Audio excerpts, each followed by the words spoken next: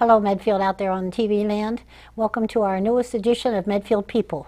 My guest today is Joan Fellini, who you will see is a master quilter.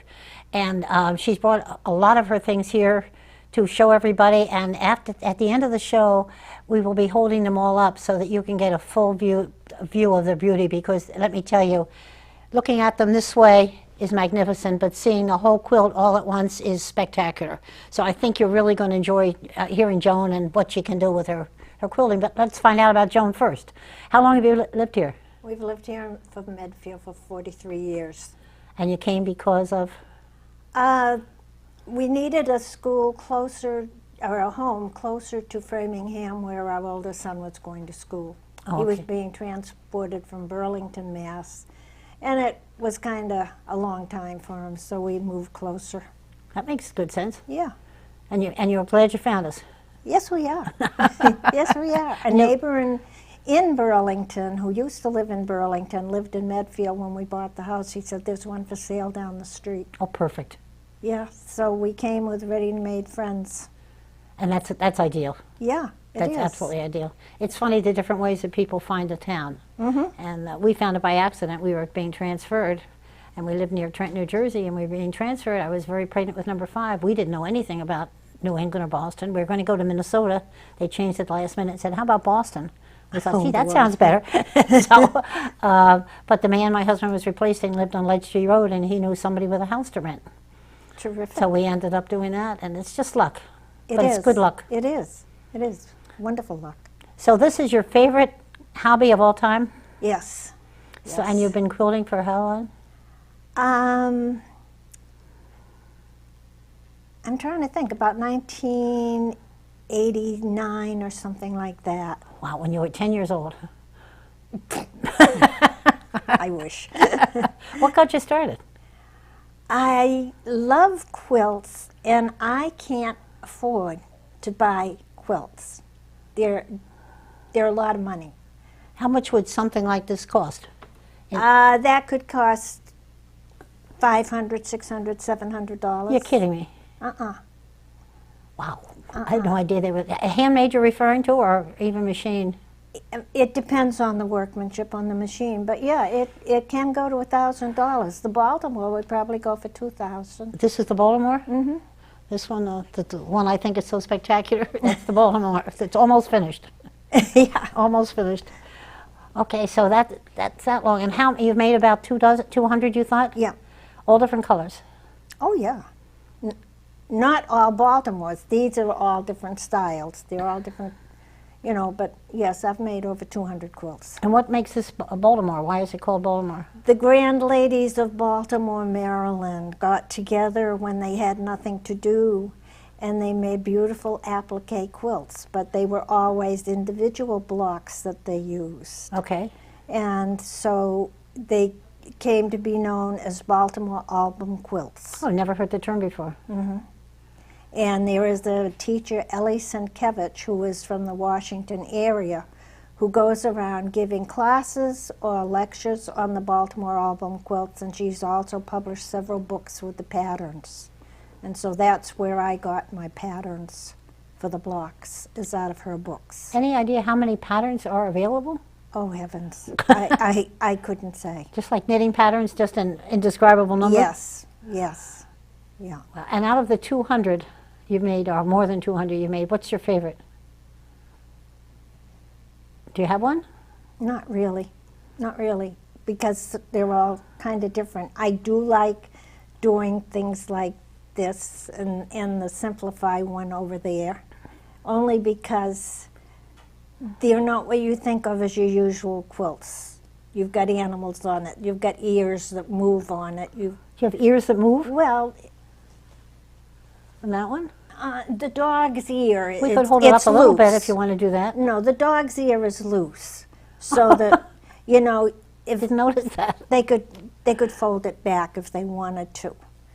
The cat's ears are not tucked down, they're sewed down, they're loose so that he could move the ears. Now, I've made sweaters. There was a series of animal sweaters that I made for my grandkids.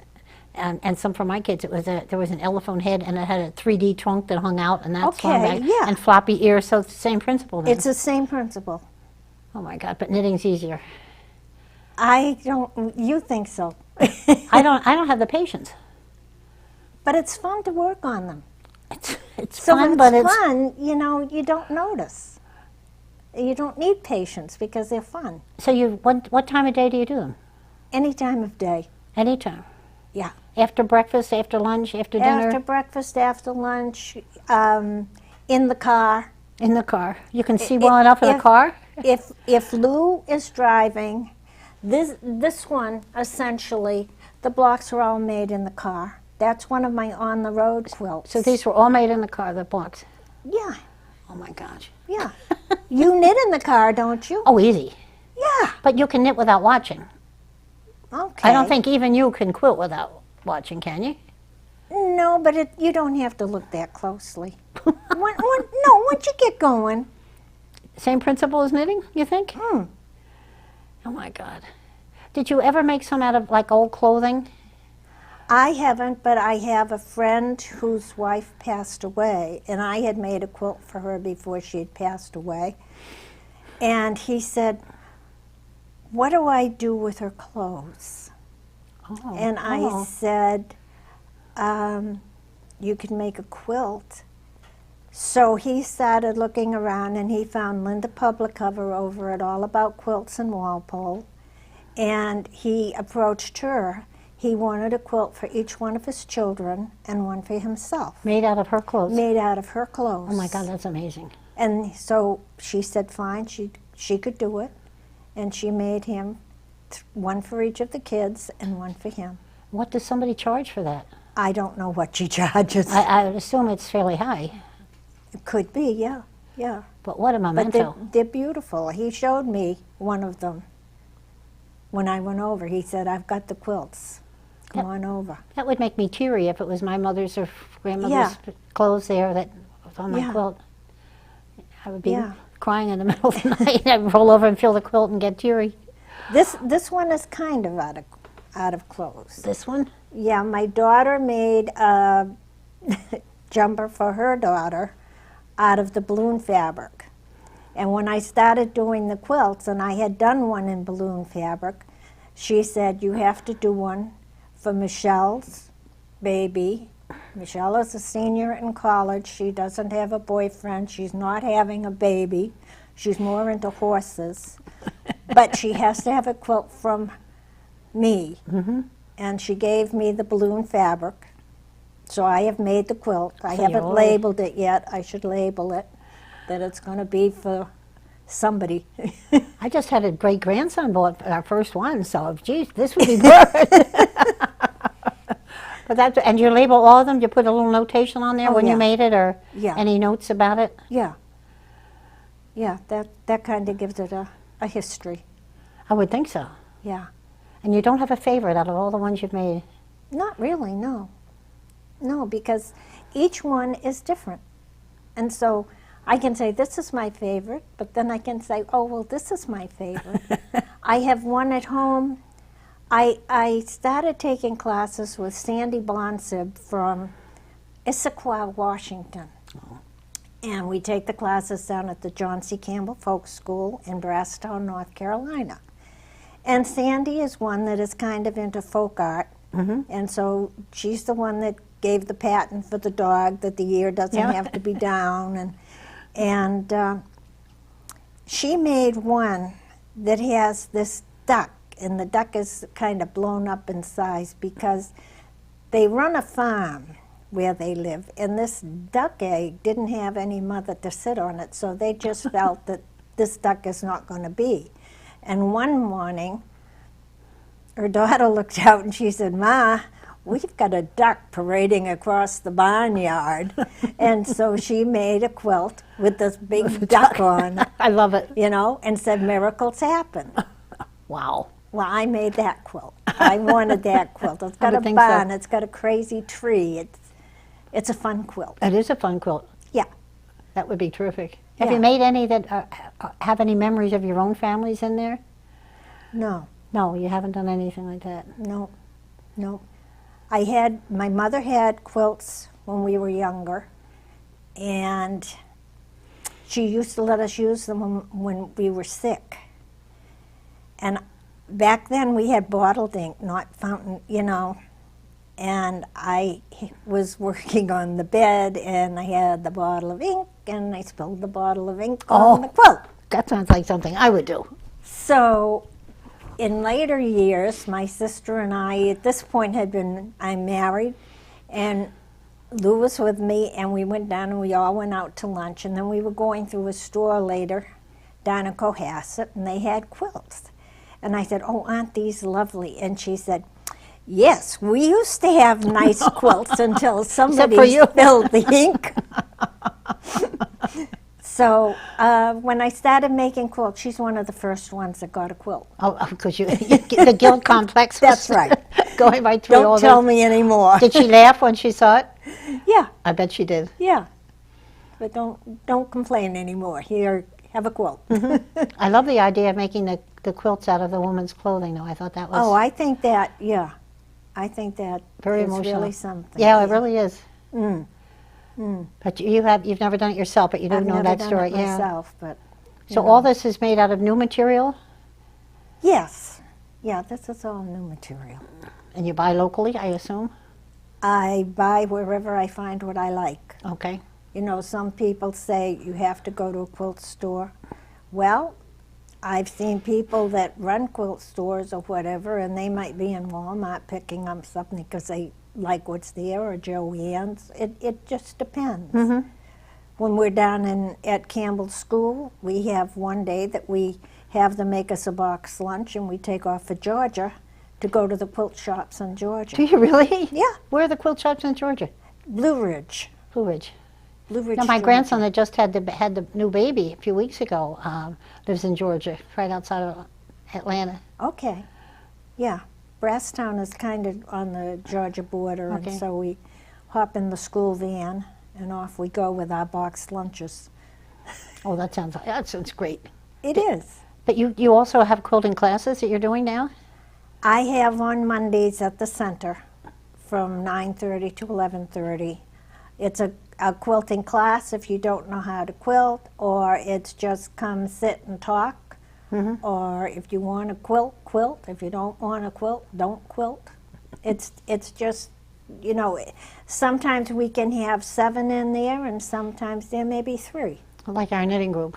Yeah, yeah, It's very smart. yeah. What, do you meet in the lunchroom or in the library or where? No, we meet down in the arts and crafts Oh, room. okay. Yeah, because we have an ironing board down there. One of the most important things in quilting is an ironing board. Wow. Yeah. I haven't used my ironing board, Joan, probably in 10 years. Okay. I know where it is, and I know where the iron is. They're decorative, I guess, in my house. Yeah, essentially in quilting, before you join more than 2 pieces together, you press the seam. And that way it sets the seam Wow. and holds it. I never thought of doing that. Yeah, yeah, it sets the seam. And then you can do whatever you want with it. But So every one of these, you've had to iron on each one of these quilts? I couldn't count how many times. yeah, but like if you're in the car traveling, what I use is one of the Springform, the spring clothespins.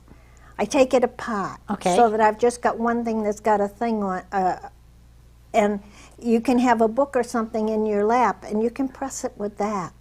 Just press down, and it pretty much does the job. yeah, then. they call it finger pressing. You can do it, but I find it easier to do with this little piece of the wood from the clothespin. Yeah. So have you made any of these? Have you made in the car? Which ones have you made in the car? This one. This one is the only one so far? Well, that's the only one I brought. Right, okay. I have others. Oh, you do have others? Oh, yeah. I don't know what on the road one that is, but they were my on the road quilts. 1, 2, 3, 4. I think I have 4 on the road quilts. But you have to bring all your supplies along and keep them up in the front seat with your needles and thread and scissors and all that? All you need is a little box that size. To do this? Yeah. You're kidding me. Well, you cut your pieces, or you can cut your pieces as you go, but I generally will cut my pieces at home, and then just put them in a box, and when I'm ready to go, I've got my thread, my needle, and off I go. So you cut all the pieces, even for one like this that's, I'd say elaborate, the Baltimore quilt. You cut all those pieces in the beginning? Yeah. Oh, dear Lord. And you keep your sanity through doing all that? Yeah. Wow. And you find it restful and relaxing? I love it. Oh, I know you love it. Yes, I do. I find it restful and relaxing. Yeah. If I found it stressful, I wouldn't do it. Jeepers. That's it amazes me. Does your husband appreciate what you do? Yes. And your kids? Hmm. And how many kids? I forgot to ask you that when we talked about you're married to Lou, that we know. Yeah, I've got 3. You got 3 kids? Yeah. 1 girl, 2 boys? Yes. Okay. Yeah. Chip lives up in Millis, and he works at Roach Brothers. He's not married. And then I have Peter lives in Attleboro, and he's married to Laura, who is conference coordinator over at Sheraton Four Points in Norwood. Oh, okay. And they have a son, Michael, who right now is on an internship. He goes to the Culinary Institute of America in Hyde Park, New York, and he is at Mario Battelli's restaurant out in Las Vegas. Wow. Carnivino. Wow. And he's doing his externship out there. He went April 1st, and he'll be back the middle of August. Yeah, well, that's quite a career. And then Laura is married, and she lives in Boxborough, and she's married to Ed Russell, and they have 3 children. They have Jacob, who's a lieutenant in the Navy, and they have a granddaughter, Julia, and they're in California. Then they have Nathan, who went to Wentworth. When he graduated, no jobs in the area, so he went to Australia for a year. In Australia, he met a lovely young lady from Germany. So he came home so we could all meet Sasa. And then he went to Germany with her and has been working in construction in Germany. She is now going for a master's degree and is doing an internship down in Bogota, Colombia. So he's going down there to South America with her, but then we just got a thing on Facebook that he will be back in the United States on September 25th looking for employment. There you go. There you go. And then they have Michelle, who's a senior at University of Vermont. Wow. Now, have you made quilts for each one of these? Definitely. Every single one? Yep. Something about their family or their style, or? Well, Jacob, there's a pattern called Jacob's Ladder. Oh. So he got the Jacob's Ladder quilt. Well, I have a grandson, Jacob. What's Jacob's ladder pattern? It's sort of like this, like this. Kind of like that one? Yeah. In fact, I've got it at home. Then Nathan, I found a pattern called Nathan's Star. So I made Nathan's Star for Nathan. I couldn't find a pattern that had Michael in it, but Michael and I used to like the full moon. And I would call him and say, Michael, it's time to go bathe to the moon. Oh. The 2 of you go out there? So I made him a moon and star quilt. Oh, that's great. So he liked that. And then Michelle was into butterflies. She loved and still does love butterflies. So I made her a butterfly quilt. Wow. All different butterflies. Jeepers. That's great when you can personalize them like that. Yeah, yeah. That is terrific. How about do you have sisters or brothers? I just had one sister. And have you made her one? Yeah, I made her one. What'd you make for your sister? Well, she got a trip around the world one. It's different blocks, but it's just called a trip. It's different. It's the same color, but different gradations of the same color. And so that it starts with one color in the middle, and then it branches out as it goes. Wow. So that you get to the darker color. And what color was it? Was it? Blue. Blue. My favorite color. Yeah. And then for my daughter, I made her, the Lone Star quilt, which right now I think is kind of in pieces. It got used. Oh. Yeah, yeah. Chips, I made him one, and his He sent it back to me, Ma, fix it. It got used. Yeah. Yeah. Well, don't you want them to be used, don't you, when you make them? Oh, definitely. Definitely. That's, if you don't use them, why, you know, I don't want them to be saved as heirlooms or whatever. Mm-hmm. You know, it's okay to sit on my quilter. It's okay to spit on my quilter. That's the way I feel about it. Do you have one on your bed? No, it's too heavy. Oh, okay. Lou doesn't really care for one on the bed. Oh, he doesn't, okay. Mm-mm. Get a new husband, then you'll be all set. Nah, One you have isn't too bad, is he? it's not bad. He's not bad. He's a good guy, he really is. Right. You know, and he doesn't complain about me buying fabric because I don't complain about him buying wood.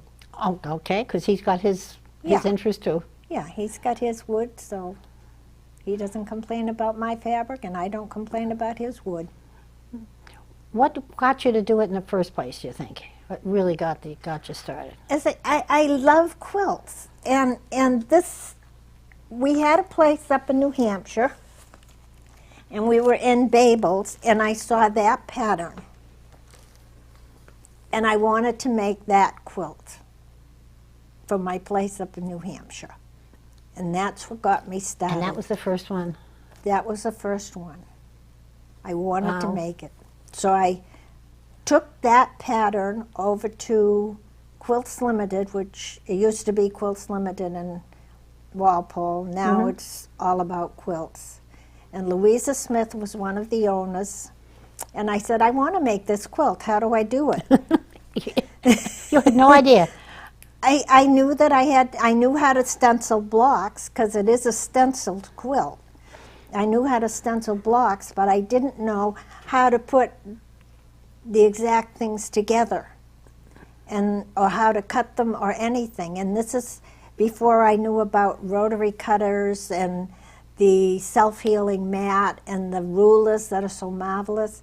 So it's all cut by hand. She told me, okay, this is what you have to do. You cut your blocks this size. She drew it out on a piece of paper.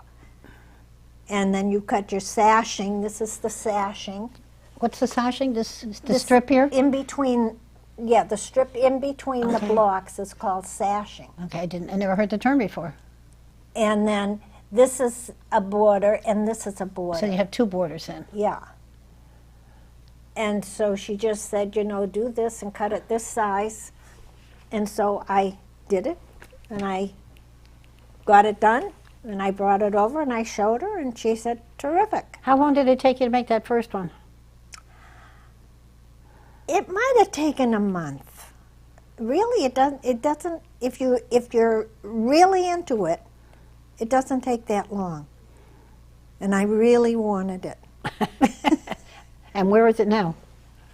It hangs up in a workroom upstairs. Okay, this is my first quilt made for our condo in New Hampshire, and it was made in 1986. Wow. Louisa Smith at Quilts Limited in Walpole, Mass. helped with the very design. first one. My first The one. very first one. Did you make any mistakes in it? You never make mistakes in quilts. You know, people. You never make mistakes in quilts? If you were riding by on a galloping horse, would you notice it? Well, I make mistakes in knitting. If you were, but it is, you could drop a stitch. But really, your mistakes in knitting. Yeah. If you were riding by on a galloping horse, would you notice it? Of course not. And there was a saying in Ireland, my grandmother told me, that a mistake in hand-knitted things proves that it's handmade. And I think that Okay. was just so she knew when we were learning to knit that we wouldn't be embarrassed if we did make a mess. Right. Right. But I can't imagine you've got a mistake in any of these. I would never admit to a mistake. Good for you, kid. I like that. I like that. It's a design change or a design modification. Okay.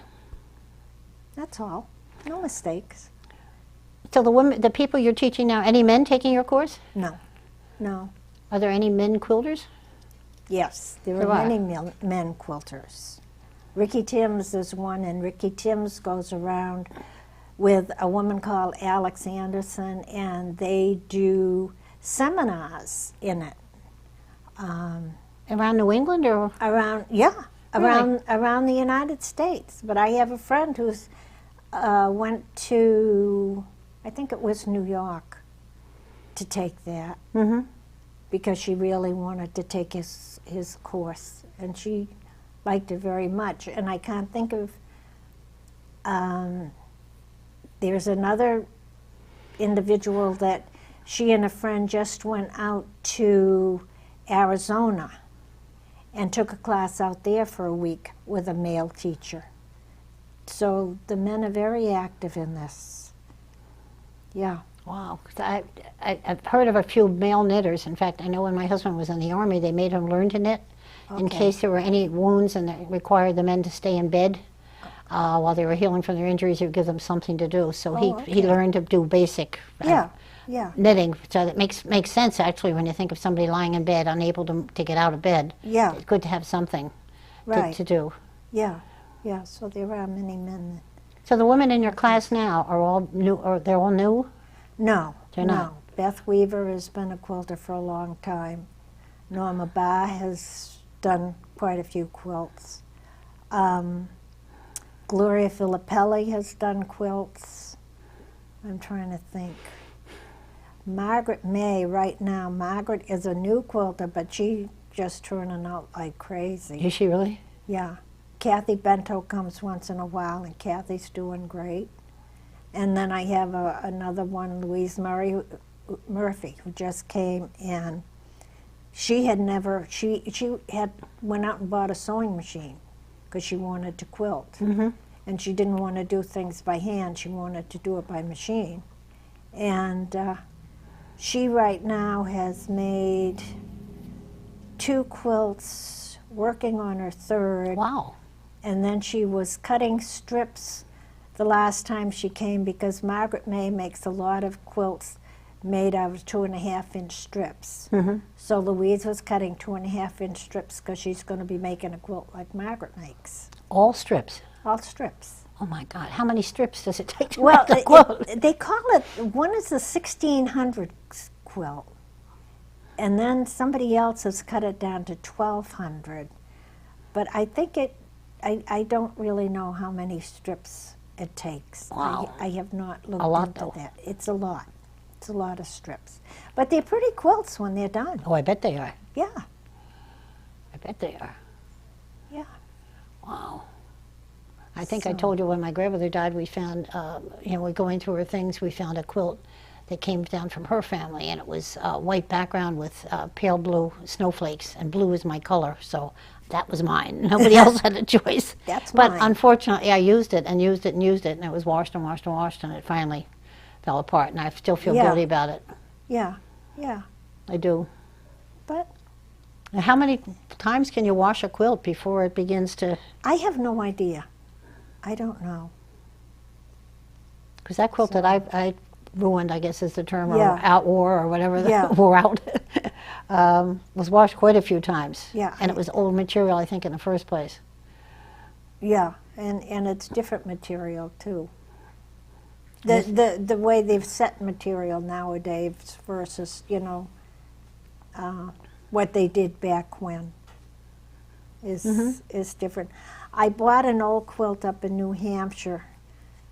I'm trying to think, maybe 10 to 15 years ago. And I've had it appraised, and it was done by a group of women in a church, and they signed each of the blocks. Oh, I like that. And it's lovely. And it's from Stafford, New Hampshire. And I talked to one of the men that was the head of the Historical Society there, and he gave me the name of somebody, and so she sent me copies of church notes. And then I know we went up and we're looking at microfiches to see if we could, get it down more. And so I like that old quilt. I like that old quilt, and it's, I haven't washed it, and now I have it rolled up to protect it. Oh, yeah. Yeah. What's the oldest quilt that you've seen? I don't know.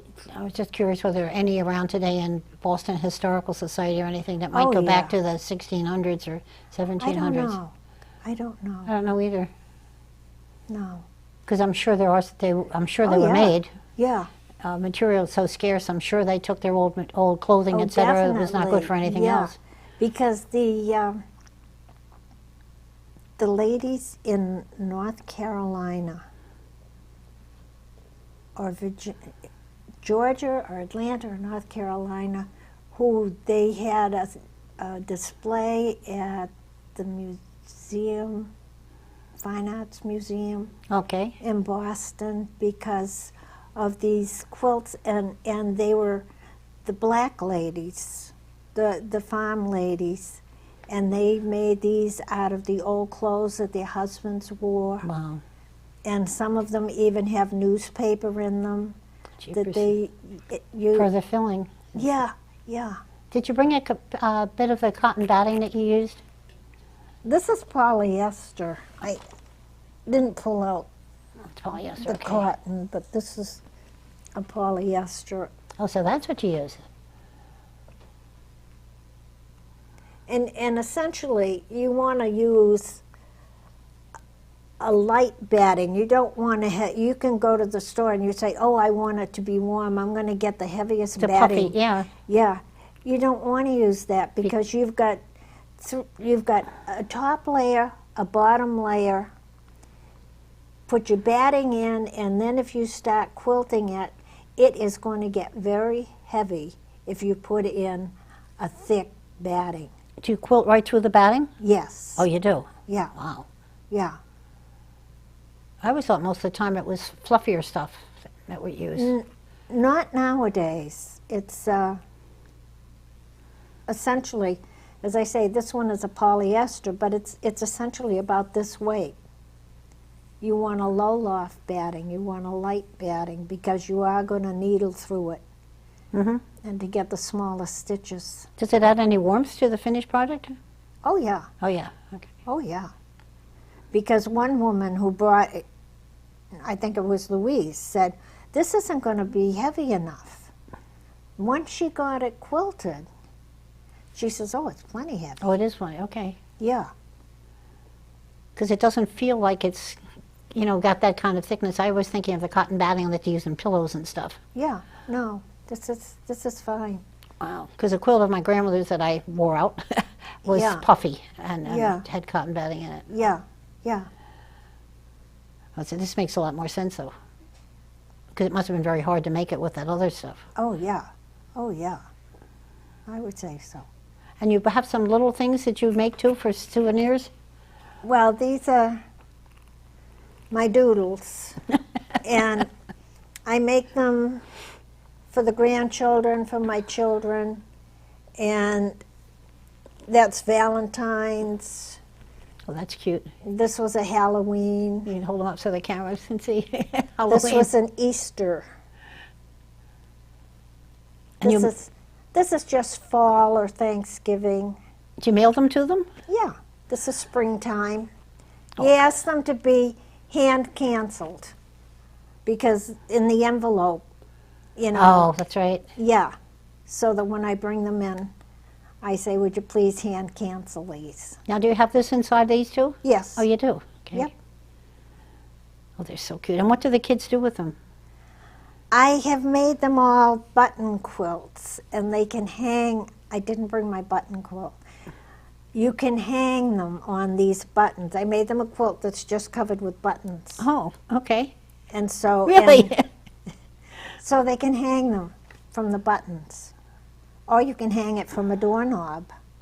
Or you can hang it from, Put it on a wall, probably. yeah, yeah, That's cute.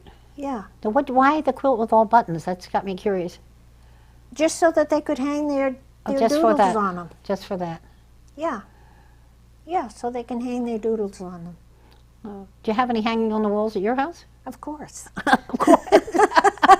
So what's hanging on the walls in your house? What's hanging on the walls in my house? Right now, a quilt like this is on the walls in my house. This one goes up at Christmas. This one goes up at Christmas time. This one is up right now because it's patriotic. It's It had the red, white, and blue colors. Yeah, But red, it's white, and not blue. designed to be patriotic, is it? oh sure, It's just is it? oh sure. There's a flag down the bottom okay. of it. Remember, we're going to show these later at the end of the show, so stay tuned. This one has been hanging upstairs in what I call my work room, which was, it was Chip's bedroom. And when Chip was living home, there was one day I put a sign on the door and said, condemned by the Board of Health. And he came home all upset. Well, it's condemned by the Board of Health again, and he's out of the house. It's yours. Yeah, it's condemned again. So this hangs up there, or it could hang in the hall. The Baltimore I haven't hung anywhere because it's not done yet, so that just is draped over a chair in the living room. Simplify can go up on a wall. I change them regularly. I have a fall one that I put up in the fall in the hall. And then I have one in the family room. I have a flag one in the family room, and then that gets changed. I have one that would be for March, St. Patrick's Day. I have Jeez. one that would be for Valentine's Okay. Day.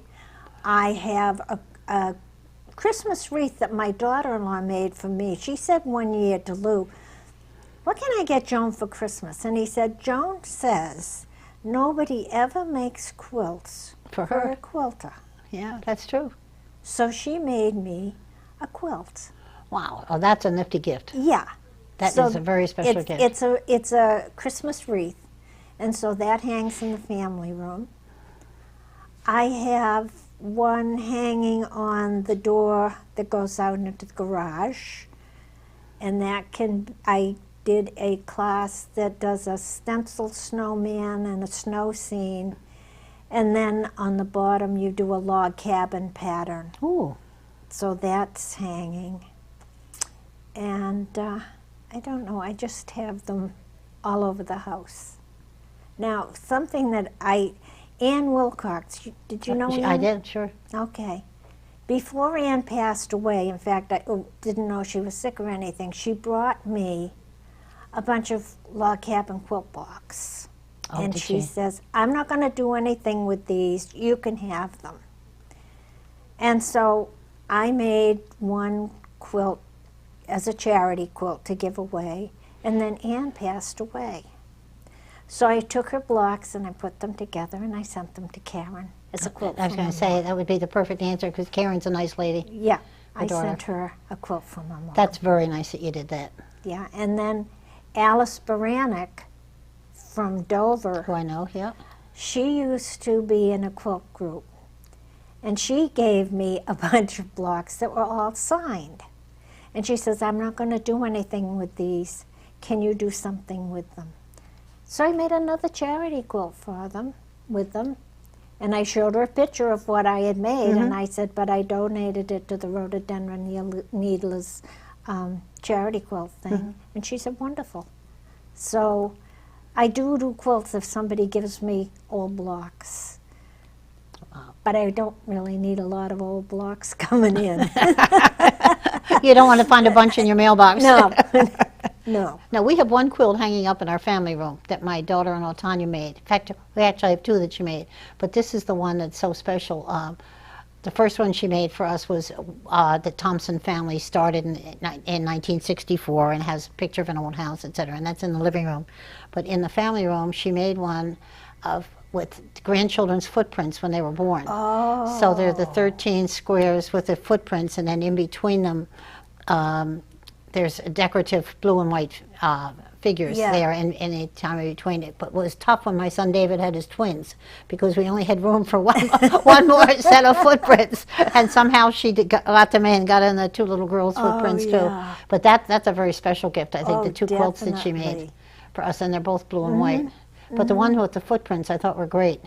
So we would trace around the footprints, or whoever would, the parents of the baby, and send them to her, and she would put them together and make a quilt block and put it on. It was nifty. That's wonderful. It really is. It's very, very nice, nice thing. and people smile when they see it. Yeah. And I bet they smile when they see yours. I think so. I think so. So you would tell the whole world to start quilting? I would say if you're looking for something to do that gives you a sense of satisfaction, quilt. And relaxes. Yeah. Wow. I'm still impressed. I had a woman send me, we used to quilt together every week. I was in a group that quilted every week, and one moved back to England, and one moved to Vermont, and one moved to New Hampshire, and one moved to Texas, so it kind of split us apart. And the one that moved to Vermont sent me a bunch of fabric with bats on it. Oh, what jeepers. are you going to do with bats? Halloween. That's all I can think of. Sandy's had a class down in Campbell School, and it was small bites in Seattle. So I took the bats, Okay. and I made this small bites in Seattle quilt, and I sent it back to the woman that sent me the bat fabric. Here you go. That's good. Yeah. Back to you. Back to you. This is what I did with it. Well, I think this is great. And your current project is what? You're still finishing the Baltimore quilt, right? Well, it's summertime now, so I'm not on that so much. I am doing a quilt right now for my great-granddaughter. I found it at a quilt show various panels of the nursery rhymes, Willie Winkle and Little Miss Muffet and those. All those. And so I've cut those out, and I have one of those panels, and then I do a star block and a panel and a star. So I'm working on that for her, because she's going to be 5. And you'll be finished soon, I gather, judging from the way you work. Yeah, I'm in the process of quilting it right now. And then I have others that are just, again, my pick-up on the road things. I have my little box that has my scissors and my blocks and my whatever in it. So you have a couple projects going at a time, is that right? Definitely. Yeah, see, I do with knitting too. Yeah. Yeah. I think it makes sense. But this would be much more complicated than, wow. But so your advice to people is learn how to quilt. They can call you and get into your class at the center?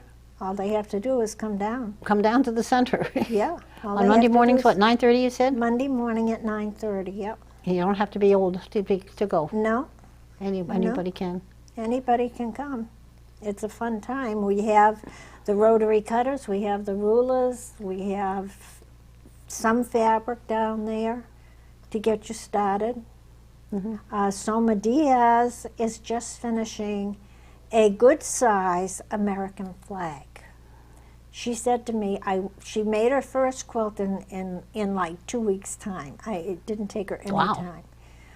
And then she came in with her flag, which I guess she got when she became a citizen. And she said, I want to make a flag. And I said, okay, fine. So we found a flag pattern, Lou found it initially, but he couldn't get it printed off. And he told me about it, I found it, printed it off, and I brought it in, and I said, here's a pattern for the flag, Soma. That's not big enough. She came back the next week. She had it all figured out, the size that she wanted it. How big is the flag? It's huge. It's bigger than this table. Oh my God. It's huge. With the 50, I said the problem's going to be the 50 stars, getting them on the field of blue. Sure. She's got the 50 stars. She brought it down to show me because she doesn't live far from me, so we can walk back and forth. And she called and said, can I come down? And I said, yeah, sure. And I thought she was going to have some question. She had it all put together. She hasn't got it didn't have the batting and the backing, but the whole flag was the put hard together. part. Wow. Beautiful, beautiful work. I wish she'd hang it up and show it at the center. So we'll see. Maybe she would. I would Maybe think she people will. would be in awe if they saw that. Yeah, because I know at one point they were looking in the doorway when she had it out on the table. And they said, oh my glory, you did that? Yeah, she did that. Well, tell her that we want to see it. Tell her we would love to see it. Yeah, so she's going great guns on that. So you have no regrets about all the time and energy you've spent and just sheer enjoyment, I think. Oh, it is. It is. It's very relaxing as long as you're not under a time constraint. That you can just sit down. Cindy Simo, I took a class with Cindy Simo who used to teach it all about quilts. And she said, so many people say they don't have time to quilt. And Cindy did a lot of quilting by piecing. Because making a top, first you piece it. Yep. And then they say a quilt is not a quilt until it's quilted. I would think so. So this is called piecing the top. And she said, people say they don't have time. She said, put your fabric, your blocks or whatever, doing it by hand, on a tray with your needle and thread. Mm-hmm. Sit down at night and do 2 threadfuls of stitching. Okay. Rethread your needles, use 2 needles, rethread your needles, put it back on top of the refrigerator. The next night, Do the same take thing. it down, 2 needlefuls, put it back. She said, you'd be surprised how much you're going to get done. That's great advice, Joan. It really is. Yeah. It really is great advice. Yeah. I hope people out at home are listening to this. And remember, we'll be signing off shortly, but make sure that you stay tuned and listen and watch as the quilts are displayed by the kids so that you can see the beauty of them. You can see some of it when they're folded up, but nothing like what you will see when they're all hung up and held out for your display. This is known as an Irish chain quilt. And it's a 2-color quilt, and I did this as a Christmas quilt for my house. It hangs up there in December, January, and February, because it's not bad for Halloween either. Or not Halloween, Valentine's. Okay, this is an Everybody Loves the Parade quilt. And I have made this as a quilt of valor for some individual that has been injured in the current warfare that's going on. A quilt of valor has to be made by more than one person. So I do the piecing on it, then I send it to a Linda Goslin in Northbridge, and she does the quilting, and she sends it back to me, and I will do the binding of the quilt and the label on the quilt, and I've made the presentation case, which is a pillowcase. So this is a quilt of valor. We've had 2, Linda and I, that have gone to Afghanistan. This is my baby quilt type. You can use any pattern that you want in the center block. This happens to be left over from my granddaughter's dress when she was a baby, and my daughter wants the quilt for her granddaughter when she is born. Michelle right now is just a senior in college, no boyfriend, but when she has a baby, the baby has a quilt already. This is my first quilt. I saw it as a picture in a wallpaper store. It is a stenciled quilt, so all the flowers on it are stenciled. And I didn't know how to make a quilt, so I went over to Quilts Limited over in Walpole, and Louisa Smith drew it out on a piece of paper for me, helped me buy the fabric, and this is what came out of it. This is what I call my on-the-road quilt. I've made probably 4 or 5 on-the-road quilts. My husband drives, and I sit with a little box in my lap with the squares cut out and just sew them together. This is my Baltimore album quilt. The good ladies of Baltimore, back when they had nothing really to do with their time in the 1800s or whatever, would get together and practice their needlework, and they would turn out blocks such as these. And so this is my Good Ladies of Baltimore quilt. I started it in 1996. It's not really finished yet. This is just a fun quilt. The class I took was Sandy Bonsab from Issaquah, Washington. It was done at John C. Campbell Folk School in Brasstown, North Carolina. except for the animals on the top. The blocks are all just made. She said, just draw a heart, cut it out, and put it on. Draw a star, cut it out, put it on. So essentially, you cut it out, you put it on. You can add buttons or anything you want. Okay, well, I wanted to thank Joan Fellini so much for coming in today and showing us everything. And anybody that is interested, give Joan Fellini a call. She is more than willing to listen to any questions. Go and see her quilting group at the center at 9:30 on Monday mornings. And if anybody out there has any ideas of somebody they'd like to see on the show, give me a call at home. Ann Thompson, phone number is 2519. I'm easy to find. And once again, thank you all for watching. Appreciate it very much.